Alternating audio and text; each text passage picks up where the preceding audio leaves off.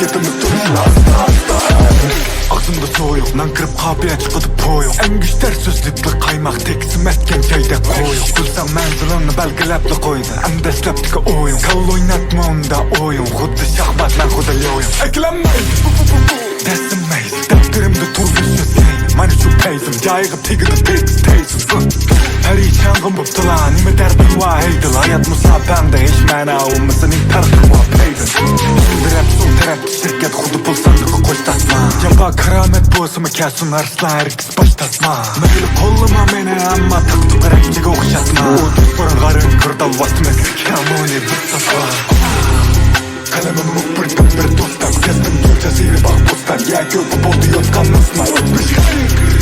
Ökünüz yok adamızdan başka. Hoş geldin gel kız kız. Ketimiz dursun hasta hasta. Kalemim mukbirdim bir dostan. Kestim Türk caziri bak postan. Ya göpü boldu yotkan ısma öpmüş. Ökünüz yok adamızdan başka. Hoş geldin gel kız kız. Ketimiz dursun hasta hasta. Neyden yengil uçuda X. Koynadı pek, turada aldımda beşini ek. Odaydı pegin, aydın jırak. Sayamdan yakın, tapımı şaraptın hazırak dedim. Gönlümle başlamla gitmedi geç. Gül gibi sunuma defter geçir. Yaptığıdı seylem güzel, his kıldım bana inan yüren. Diploma kağız dedim özlemge, koçağa çıksa insan yüren. Yapma şimdi köp boyğıya, çok o çıktım pinham bilen. Rahmet kalemim, nimda peyzimle bu ilham diyen. Kadın çıktı havadan çıkış, mikrofonumda yağ. Şırık dumende valak dekrop yakmaydı süren şaf.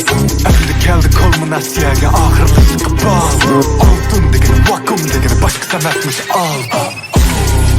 Kalemim mukbirdim bir dostan. Kestim Türk caziri bak postan. Ya göpü boldu yotkan ısma öpmüş. Ökünüz yok adamızdan başka. Hoş geldin gel kız kız. Ketimiz dursun hasta hasta. Kalemim mukbirdim